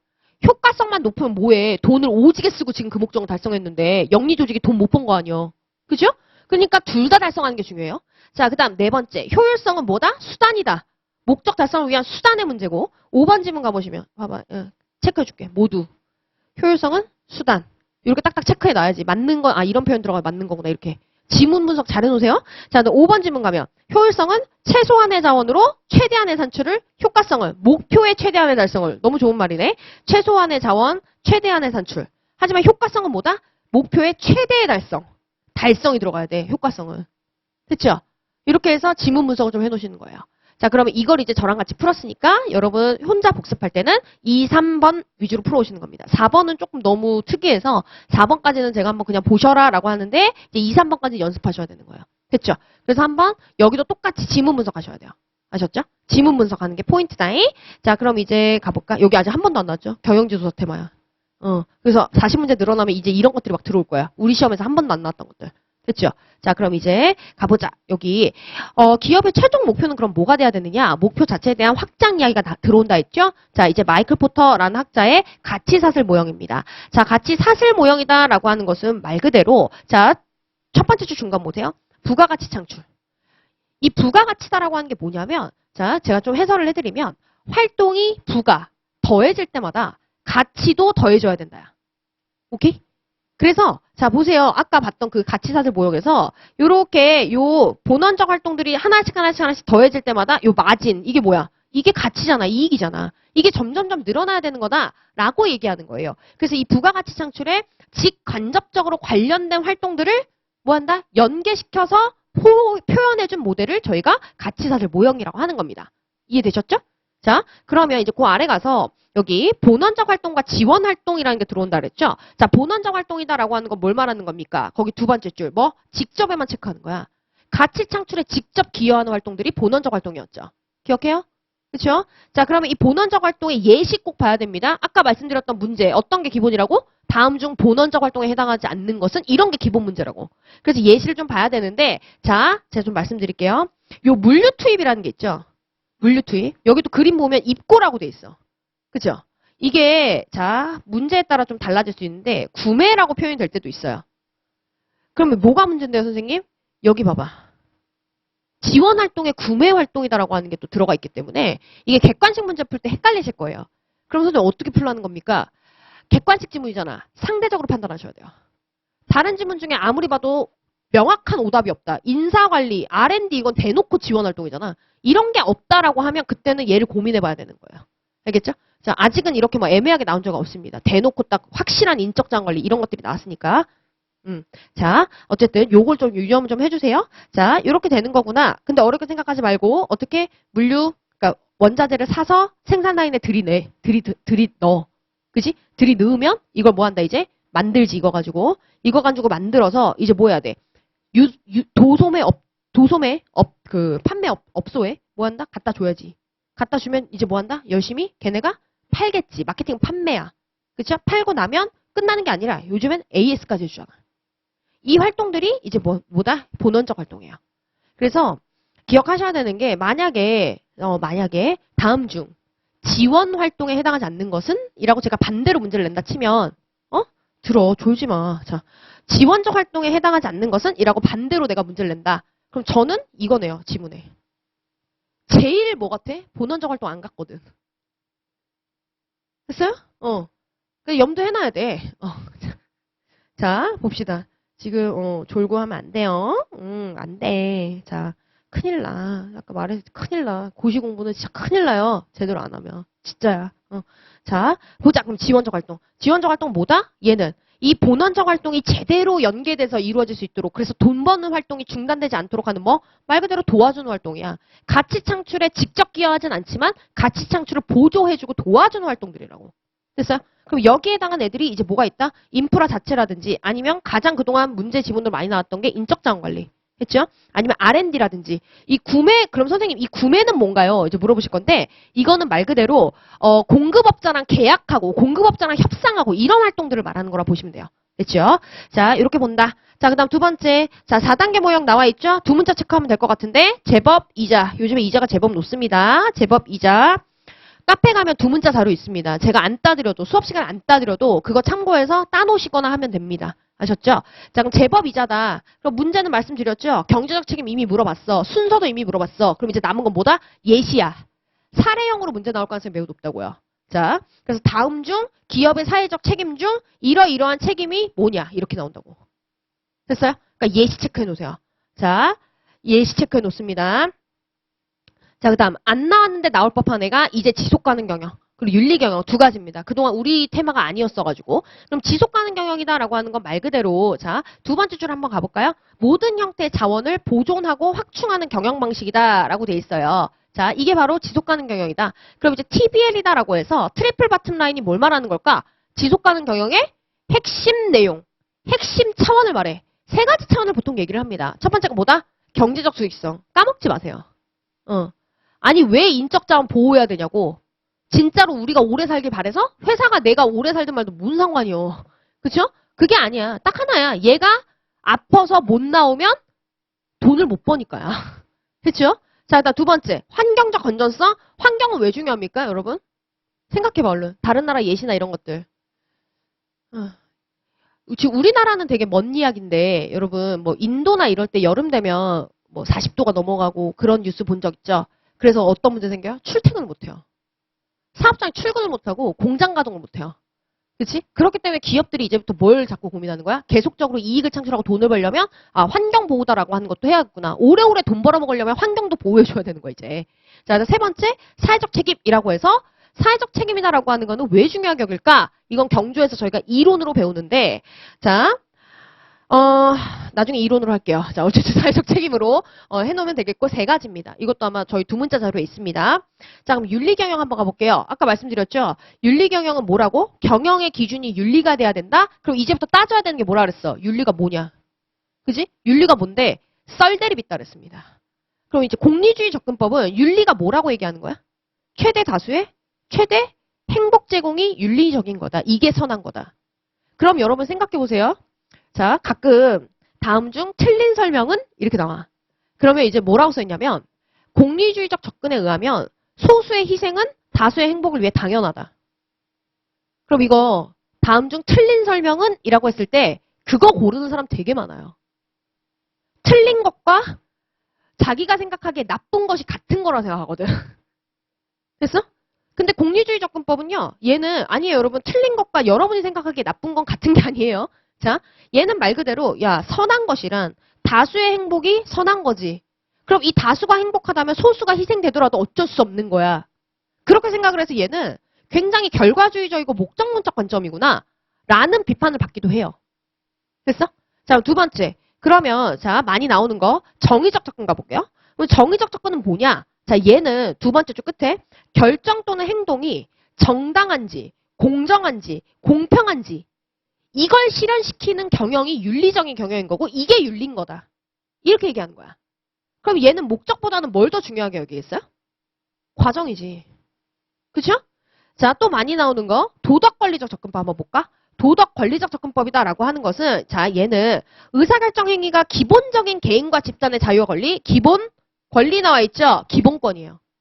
인간의 기본권을 실현하는 게 윤리적인 거다. 이렇게 해서 보는 거야, 얘는. 됐어? 이거 지금 제가 설명해드린 거 안 들으신 상태로 보시면 이 얘기가 뭐지? 막 이렇게 돼. 어? 근데 잘 들어봐. 뭐라고요? 경영의 기준이 윤리가 돼야 된다라는 접근 방식인데 윤리가 뭔지에 대해서는 썰대립이 있다고. 그쵸? 이게 아직 안 나왔는데 다른 시험에서는 이게 자꾸 나오네. 알았죠? 아마 나오면 공리주의가 제일 먼저 나올 거긴 할 겁니다. 자, 나머지는 상대주의 뭐겠어? 아, 이거 기업이나 문화나 사회에 따라 윤리적인 거는 다 정의가 다르다. 이렇게 뭐 이야기하는 것 뿐이야. 됐어. 자, 그럼 이제 가볼까? 다른 시험에 여기 나왔는데 이건 한 번만 읽어 놓으십시오. 윤리적 압력에 대한 기업의 대응 전략이라고 돼 있는데 예를 들어 자, 윤리적인 압력이 들어왔어? 근데 윤리는 어쩔 수 없이 돈을 포기해야 될 때가 있습니다. 그럼 여기서 뭐 어떻게 하는 거야? 방해 전략은. 아씨 됐어. 우리 관심 없다. 윤리 관심 없어? 우리 오로지 돈이야? 방어 전략은 뭐야? 방어라고 하면 얘는 최소한만 준수하는 전략. 자, 그럼 행동 전략이다라고 하는 건 적극적 자발적으로 이행하는 전략. 적응 전략이다라고 하면 이제 어떻게 하는 거다? 압력이 커지면 거기에 맞게, 압력이 클수록 거기에 맞게 점점 대응, 적응을 해나가는 전략이야. 됐죠? 세 가지 전략이 있다라고 합니다. 한 번만 읽어놓으면 얘는 기억납니다. 2차처럼 쓰는 게 아니기 때문에. 됐죠? 자, 그러면 문제로 뭘 볼 거냐면 자, 최근에 좀 최근 아니죠? 경영지도사에서는 이렇게 개념적인 문제가 좀 나온 적이 있어요. 자, 개념적인 혹시 모르니까 좀 봐놓으십시오. 우리 문제도 치사하게 보기를 영문으로 줍니다. 됐어요? 치사하게. 문제의 내용이 너무 쉽다 싶으면 보기를 다 영문으로 주거나 약어로 줘버려. 응? 그러면 좀 이제부터 난이도 어려워지는 거지. 자, 그래서 영문 표시 한 번만 보십시오. 밸류 체인 모를 리 없지만. 그렇죠? 한번 보고 키워드 뽑아보세요. 원재료 유입에서 최종 소비자에게 완제품 전달까지 각 단계에서 가치를 부과하는 가치 부과. 그치? 하는 일련의 조직적 작업 활동이다. 기업의 원가 또는 차별화 우위를 형성할 수 있는 요소들을 파악해서 경쟁 우위 원천을 파악할 수 있다. 이건 모르겠죠. 그렇죠? 이거는 어떻게 되는 거냐면 얘가 나중에 어떤 모델로도 쓰이냐. 우리 기업이 보유하고 있는 강약점을 분석하는 분석 모델로도 쓰여요. 그럼 어떻게 분석하는 거냐면 자, 기업은 어쨌든 요 활동들 다 하겠죠. 구매, 생산, 판매, 인사관리 이런 활동들을 다 하겠지? 그럼 이 활동들이 어느 정도 비중을 차지하고 있는지 그래서 여기에서 얼마큼의 이익이 나오는지까지 같이 계산해서 파악하는 거야. 그러면 어떤 회사는 예를 들어 야 우리는 원자재를 구매하는 활동은 별로 많이 여기는 시간이나 비용이 많이 안 들고 이윤 창출도 이익도 많이 안 나오는데 우린 이걸 뭐 한다? 이걸 운영하는 데서 많은 이익이 나오더라. 대표적으로 어디게? 항공. 항공은 어때요? 아니 솔직히 비행기 타보면 어떤 느낌이야? 승무원분들이 다 하잖아요? 승무원분들한테 서비스 만족도가 다 달려있잖아. 그럼 거기는 뭐야? 운영의 문제라고. 그치? 이런 식으로 나오는 거야. 물류 할 필요 없잖아. 항공에서 무슨 물류야. 그치? 그 다음에 뭐, 예를 들어 뭐, 그 다음에 이제 마케팅이지? 마케팅 하는데 돈 많이 들어간다. 라고 해서 예를 들어 마케팅 하는데 돈이 많이 들고 그 다음에 AS 따위 없지. 한 번 내리고 나면 끝이야. 그치? 그죠? 이렇게 하면 우리 기업의 핵심적인 활동은 얘랑 얘구나. 이렇게 파악하는 분석 모델로 줬어요. 얘가. 그래서 두 번째 문장에 나와 있는 설명은 바로 이 이야기입니다. 됐어요? 이런 거는 이제 나중에 컨설팅 회사에서 할 때, 컨설팅 회사 많이 다니고 싶으시다면 그런 데서 한번 쓸 일이 있을 수 있어요. 자, 그럼 이제 두 번째 가볼까? 자, 두 번째, 이게 기본 문제라고 말씀드렸죠? 포터의 가치사슬 모델에서 주요 활동에 해당하는 것은 이렇게 나왔어. 그럼 일단 기본적으로 뭔가 원자재 사다가 만들어서 갖다 파는 이 활동들에 해당하지 않는 걸 찾아야지. 그렇죠? 아, 해당하는 거네? 여기 해당하는 걸 찾아야지. 뭐가 있어요? 내가 말했잖아. 제일 이게 아닌 것 같다니까?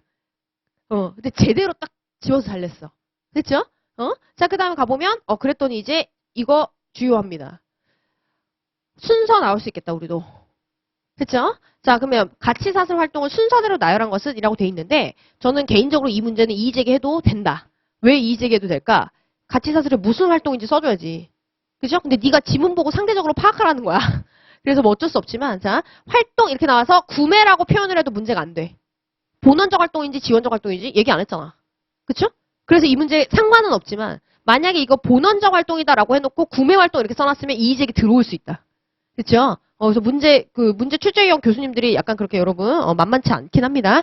자, 그럼 구매 활동 해서 그 다음 뭐 해야 돼요? 원자재 들고 왔어? 그럼 원자재 뭐 해야 되지? 밀어 넣었어? 그럼 이제 만들어야지. 만들었어? 그럼 이제 뭐 한다 그랬어? 도소매 업체에 갖다 줘야지 팔라고. 그럼 이제 얘네들 열심히 팔아야 된다 그랬지? 팔고 나서 뭐 해야 돼? AS까지 간다 그랬지? 이거 유력합니다. 우리 시험도 이제. 그쵸? 분류하는 수준 지나고 나면 보통 순서 여기까지 디테일하게 물어봐요.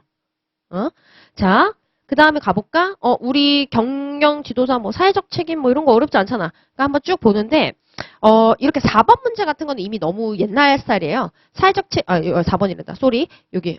사회적 책임, 4번, 5번 같은 건 조금 옛날 스타일인데 그냥 한번 공부용으로 읽어보시고 자, 6번 한번 볼까요? 6번 보면 기업의 사회적 책임에 대한 고전적 견해라고 해서 이건 한 번만 그냥 읽어놓으셨으면 좋겠는데 되게 중요한 건 아니고 한 번만 읽어놨으면 좋겠는데 왜냐면 이게 기업 입사시험 그지 공기업 입사시험 이런 데서 이게 좀 가끔 나와가지고 혹시 몰라서 자 고전적 견해에 해당하는 것은 이라고 해서 1번 잠깐만 보면 옛날에는 사회적 책임을 이행한다 라고 하면 이게 제품이나 서비스의 가격 상승을 초래한다고 생각했어요. 왜 그럴까? 예를 들어 사회적 책임을 이행하겠다? 그러면 뭐 예를 들어 일자리를 얻는 데 있어서 소외되는 계층들이 있죠. 뭐 약간 몸이 불편하신다든지 아니면은 뭐 가정 있는 여성분들이라든지 이런 분들은 조금 일자리를 구하는 데 있어서 소외계층으로 많이 여겨져요. 그러면 그분들한테 일자리를 제공을 하려면 기업이 많이 양보해야 돼요. 어떻게 양보해야 돼? 일자리 있는 여성분들을 내가 채용하고 싶은 기업이? 일단 근로시간 단축해줘야 돼요. 여러분, 아마 아기 있으신 분들 상당히 많은데 요즘에 노무사 준비하시는 분들 중에 공부할 시간 안 나옵니다. 왜냐 아기들 뭐 9시 뭐 이럴 때 유치원 간다 하더라도 이미 7시부터 전쟁이에요. 애 깨워야 되죠. 씻겨야 되죠. 밥이라도 좀 먹이고 보내야 되죠. 옷 입히고 뭐하고 그 애가 한 번에 따라올 것 같아요? 어르고 달래고 저도 아침에 뭐 사탕 주고 뭐하고 다 꼬셔요. 그죠? 그래야 겨우 세수하고 한단 말이야. 그럼 이제 그렇게 해서 9시에 가. 그러면 9시부터 뭐 해야 될 것 같아? 집 정리해야 돼요. 그죠? 애기 있는 집이기 때문에 그래도 먼지 이런 거 좀 신경 써야 된다고. 그럼 집 정리를 해. 그럼 한 10시 돼. 그럼 10시부터 이제 공부 좀 해야지 해가지고 한 2시간 하면 이제 점심 먹고 그리고 나서 이제 좀 해야지 필 온다라고 하면 이제 3시 이때쯤 애들 와요. 초딩은 더 일찍 와. 그치? 이런 상황인데 만약 여러분 출퇴근한다고 생각해 보십시오. 최소한 몇 시엔 와야 돼요? 4시엔 끝나야 돼요. 직장이. 그러면 기업에서 근로시간 단축해주고 뭐도 해줘야 돼? 복리후생이면 임금 수준도 웬만한 수준 맞춰줘야 돼요. 그럼 손해보는 거 아닙니까? 그럼 기업이 그 손해보는 걸 어떻게 할 것 같아? 그냥 손해 계속 당하고 있을 것 같아요? 기업이 얼마나 무서운데 전부 다 제품이나 서비스 가격으로 전가시키는 거예요. 됐어? 그래서 기업의 사회적 목표를 추구하면 이거 가격 상승된다. 그래서 궁극적으로 소비자들을 피해본다. 라고 전통적으로 생각했어. 근데 요즘엔 그렇지 않습니다. 가격으로 전가를 시킨다 하더라도 뭐 해주게? 소비자들이 윤리적 소비를 해요. 저 기업은 물건 팔아줘야 된다고 생각해. 그지? 그래서 현대적 관점은 또 많이 달라졌습니다. 그래서 이런 거는 조금 배경 지식으로 알고 계셔야 이런 문제 나왔을 때 손해 안 봅니다. 자, 그럼 이제 가서 7번. 사회적 책임 내용에 해당하지 않는 것은 제법 이자에 해당하지 않는 거 고르는 거. 두 문자 있으면 바로 푸는 거. 이런 거 0.3초 컷이야. 시간 끌면 절대 안 되고. 자, 그 다음 8번 가볼까? 20년도 드디어 나왔죠? 사회적 책임 중에 제1의 책임에 해당하는 거. 그럼 당연히 뭐다? 경제적 책임이야. 이런 거 공부 안 하는 애들은 못 풀어요. 자, 그 다음에 가볼까요? 자, 9번. 이게 했죠? 21년도 내가 말했잖아. 순서 나올 거라고. 근데 나왔죠. 제법이자 두 문자로 한 번에 해결. 그치? 이런 거 시간 끄면 절대 안 돼요. 우리가 2교시에 이제 세 과목 보잖아. 민법, 사보, 경영학. 알죠? 그러면 시간 없을 수 있어요. 민법이나 사보 풀다가. 그러니까 이런 거는 막 0.5초 컷으로 빨리빨리 해야 돼. 자, 10번도 마찬가지지. 이런 식으로 나올 거라고 이제. 사례형으로. 됐어요? 사례형으로 나올 거라고 이제 10번 스타일로. 알겠죠? 알겠죠? 그러니까 이런 스타일로 나올 거 대비해서 사례 꼭 봐놓으십시오. 제일 헷갈릴 게 뭐게? 법적, 윤리적이 은근히 헷갈릴걸요? 예를 들어서 윤리적 책임이다라고 해서 채용 시 차별하지 말아라? 근데 우리나라 법 있잖아. 그죠?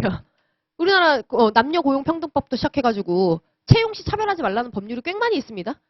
고령자 고용촉진법도 마찬가지고. 그러니까 이제 그런 경계들이 이제 조금 애매해서 그런 거 예시 나오면 많이 어려울 수 있어요.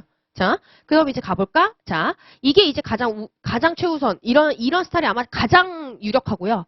조금 이제 건들랑 말랑 하겠다 싶은다면 이제 11번 문제 스타일. 한 3모 정도 된다 치는데, 자, 이거는 저는 약간 놀랬습니다. 가맹거래사가 우리보다 상당히 더 많이 어려워요. 그죠? 상당히 어렵고, 여긴 이미 40문제 봅니다. 그렇죠? 그래서 이 정도 난이도로 생각하면 되는데, 우리보다 훨씬 어렵거든요. 그래서 아주 디테일하게 되는데, 자, 가보자. 이제부터, 자, 사회적 책임, ESG 들어봤어요? ESG, 뭐 CSV, 뭐 이런 말들이 있거든요. 이런 것들을 혼용해서 써요. 잘 모르는 사람들은. 특히 요즘에 ESG가 유행을 하면서 자기가 ESG 전문가래. 근데 내가 알기로 그 사람 옛날에 마케팅 하던 분이거든. 근데 ESG 전문가래. 근데 그런 분들, 이런 분들도 잘 전문성이 없다 보니까 이거 다 섞어 쓰고 그냥 듣다 보면 어이가 없어요. 아, 이 사람이 미쳤나? 막 이런, 지금 누구 앞에서 약 팔지? 막 이런 느낌 들 정도로 지금 부끄러움을 모르나? 막 이런, 그 정도로 막 하는데, 이걸 물어봐 버려서 제가 좀 놀랬어요. 실무가들도 지금 이거 구분 못하고 쓰는 사람들이 너무 많은데. 자, 한번 가보면, 자, 가볼까요? 일단 해설로 제가 말씀 하나 드릴게요. 지속가능이다라는 개념이 언제 처음 나왔냐면, 유엔에서 환경과 개발에 관한 세계위원회, 즉 유엔 안에도 다양한 하위위원회가 있습니다. 그 위원회 중에 하나에서 처음으로 지속가능성이라는 개념이 처음 나왔어요. 그래서 우리가 이런 지구를 지속 가능하게 유지를 해나가면서 개발도 하고, 그러니까 이때는 경영의 개념으로 나온 게 아니라 개발 개념으로 나왔어요. 개발을 하더라도 우리가 지속 가능한 개발을 해야 되고 이런 얘기가 처음 나온 거야. 근데 이 얘기가 나오니까 이제 CSR이라는 개념이 나오는데 CSR은 어떤 느낌이냐면 얘는 기업의 사회적인 책임이나 의무 측면에서의 이야기가 좀 더 많이 강조됐었어요. 그래서 보시면 responsibility라고 해서 기업이 이러이런 책임을 져야 된다. 이런 의무를 이행해야 된다. 이런 이야기 주로 많이 나왔었어. 근데 여기에서 이제 포터 아저씨 중심으로 해서 CSV다라고 해서 밸류 개념이 나오죠. 무슨 말이냐? 사회적 책임을 이행하면서도 기업이라면 가치를 창출해야지. 그래서 여기에서 처음으로 무슨 얘기가 나온다? 경제적 가치까지 같이 고려해야 된다라고 하는 CSV 이야기가 나온 거예요. 그럼 지금 순서 나오죠? 지속가능, CSR, CSV. 그치? 그리고 나서 최근에 이제 뭐가 나오느냐? ESG다라고 하는 개념이 나온 겁니다. 그럼 ESG다라고 하는 거 이제 뭘 말하는 거냐면 나중에 저희가 다 얘기를 할 건데 ESG 정말 개떡같이 알고 계시는 분들 좀 심한데 ESG는 뭐게요? 예를 들어서 이거야. 코로나가 터졌을 때 코로나 얘기 자꾸 해서 미안하지만 이게 가장 쉬운 예시예요. 코로나가 터졌을 때 아까 말한 것처럼 사람들이 아프면서 공장이 가동되지 않았죠. 그렇죠? 그래서 어떻게 됐어? 돈을 못 벌었어요.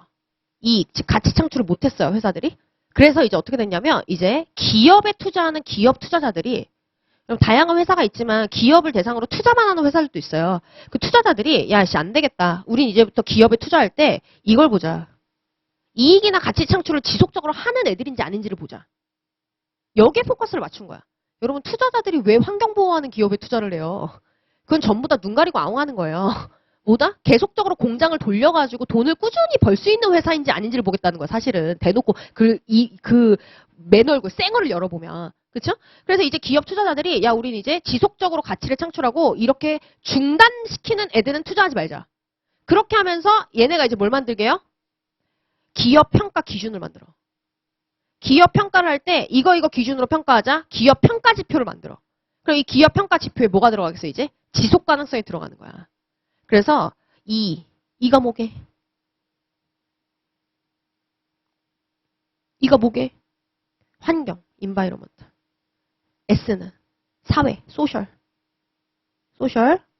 환경. 자, 이거 사회. G는 뭐게? 가버넌스, 지배구조. 이걸 보겠다. 그래서 야, 너네 요즘에 지구 온난화면 뭐면 너무 기온 올라가서 출퇴근 못하는 거 알지? 이거 고려해서 운영하는지 안 하는지 평가 기준에 넣을 거야. 너네 이거 평가 기준에 미달하면 나 이제 니네 회사 투자 안 한다. 두 번째, 사회는 뭐가 있을까? 너네 법 준수하는지 안 하는지. 법 준수 안 해가지고 여러분 그잖아요. 예를 들어 뭐 주식 거래 정지당하고 막 너 회사 막 이렇게 돼버리면 여기 지속적으로 이익 창출 못 하잖아. 그리고 또 뭐 있을까? 너네 노동법 준수하는지 안 하는지 본다. 너네 산안법 너네 준수하는지 안 하는지 본다. 이게 이제 평가 기준으로 들어가. 근데 이거 준수하는 애들만 우리는 돈 줄 거야. 그다음 세 번째는 뭐다? 지배구조. 지배구조는 뭘까? 말 그대로. 맞아요. 이제 지배구조 예를 들어 이사회를 구성을 한다. 근데 너네 노동조합 참여시켰어 안 시켰어? 여성 대표 참여시켰어 안 시켰어? 이제 이런 거 보겠다는 거. 왜? 내부에서 분란이 일어나면 중단되잖아. 파업 생각해 보세요. 그죠? 그래서 우리 이제부터 이런 거 다 고려해서 뭐 하겠다? 너네의 재무적 가치를 볼 거야. 그래서 ESG는 결국 여러분 재무적 가치까지 본다는 거야. 근데 그 재무적 가치를 얼마나 니네가 지속적으로 만들어낼 수 있는지를 보겠다는 거야. 됐죠? 그래서 얘는 여러분 투자 지표예요. ESG 제대로 모르는 사람들 너무 많은데 막 어떤 노무사가 자기가 ESG 전문가래. 어이가 없지. 본인 뭐 재무제표 볼 줄 아세요? 이렇게 되는 거. 그죠? 이거 어이없는 소리 하는 사람 너무 많은데 제대로 알아야 돼. 그래서 순서는 이렇게 돼요. 자, 그리고 이건 너무 디테일한 문제거든요.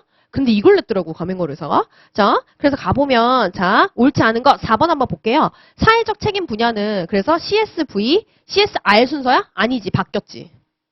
됐죠? 이 얘기예요. 그래서 한번 보시기 바랍니다. 이런 것도 디테일하게 나올 수 있겠구나. 자, 그 다음 얘는 후보예요. 지속 가능 경영이 2차 시험에서 나온 적이 있는데 1차 시험에서 한 번도 나온 적이 없거든요, 우리는.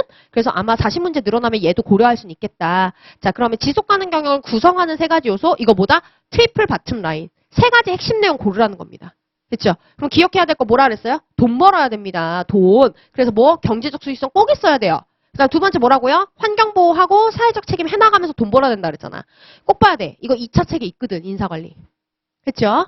자, 그 다음에 13번부터 나오는 게 이제 바로 뭐다? 윤리경영이에요. 공리주의적 접근법 이건데 우리 시험에 정말 한 번도 나온 적이 없는 영역이라 보시되 제 생각은 정말 공리주의가 제일 먼저 나올 것 같아요. 한 번도 안 나왔다가 새로 나오면 메인부터 나오거든요. 메인은 일단 공리주의다. 그래서 13번, 14번이 공리주의 관련한 거니까 한번 읽어보셨으면 좋겠습니다. 됐죠? 자, 16번은 한번 얘만 좀 특이하게 나온 거라 그냥 한번 쭉 읽어보고 한번 쓱 보고 말고. 됐죠? 이렇게 해서 보시면 돼요. 그래서 이런 식으로 강의 진행할 거예요. 그래서 거의 대부분 아마 수업 시간 풀어요. 왜냐면 이게 민법이랑 중복되기 때문에 복습 시간 많이 안 나올까봐 제가 걱정이 돼서 수업 시간에 웬만하면 많이 풉니다. 그러니까 여러분 제발 수업 시간에 많이 잘 듣고 가야 돼. 알겠죠? 그래서 복습 시간 많이 확보해서 민법 많이 해놓고. 그래서 지금 신정 선생님 쫄아 있어. 올해 민법이 어려울 것 같다고. 올해 민법 순서라고 말하면서 엄청 쫄아 계신데 여러분이 열심히 공부해서 또 잘 봐주면 선생님 열심히 강의하고 열심히 복습하고 시너지 날 거 아니야. 그죠? 그러니까는 경영학개론 시간에는 수업 시간에 최대한 많이 하고 복습할 때 민법 많이 해놓고 하는 걸로 해요. 우리 2주 동안은. 알겠죠? 너무 고생했어. 지금 잠깐 10분 쉬고 그 다음에 오전 시간 또 갑시다. 10분 쉴게요. 바람 쐬고 와요.